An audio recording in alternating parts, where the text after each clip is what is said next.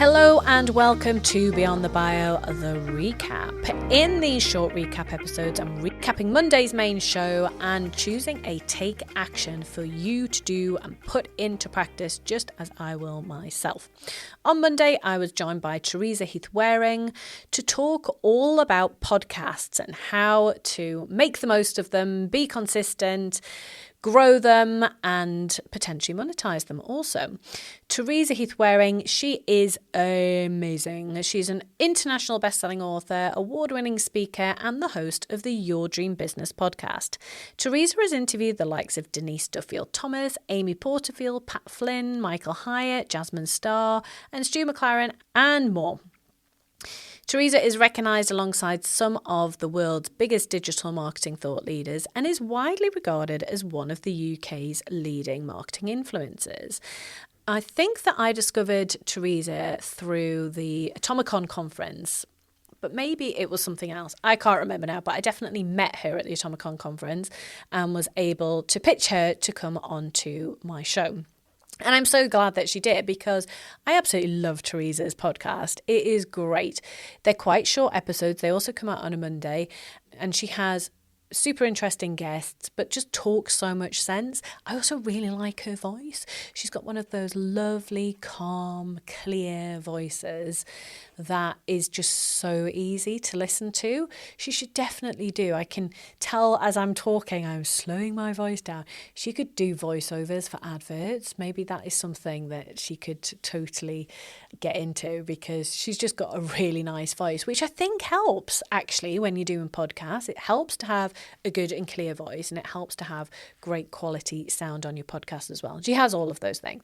So we spoke about the fact that her podcast has been going for years now. It's on big download numbers. It's consistently in the charts. She's been able to get big guests on her show. And I think she said to me that she'd done quite a few episodes before she even had any guests on, because I think that was some feedback that she'd been given from someone that was further ahead of her in podcasting at the time. And that has worked really well for Teresa.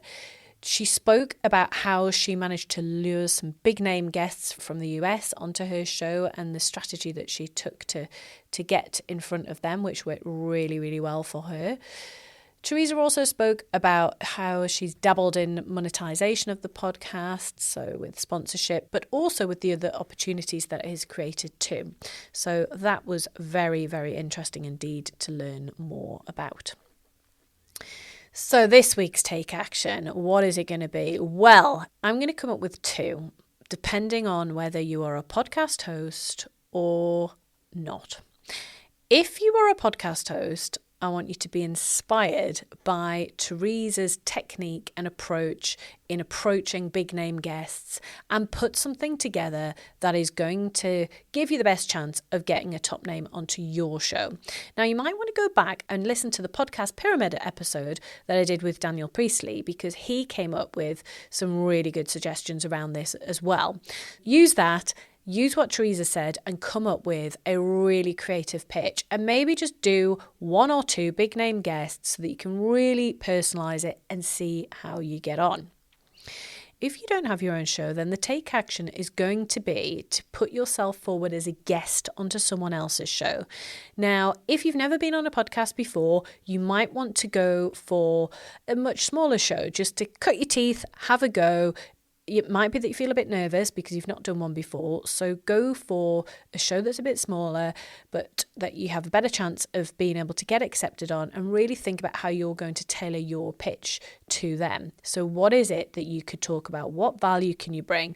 Think about ways to tailor your pitch to show that you listen to their show. You know, Teresa gave some great tips around this and spoke about how if people have left her a review for the show, then it shows that they've listened to the show, that they like the show.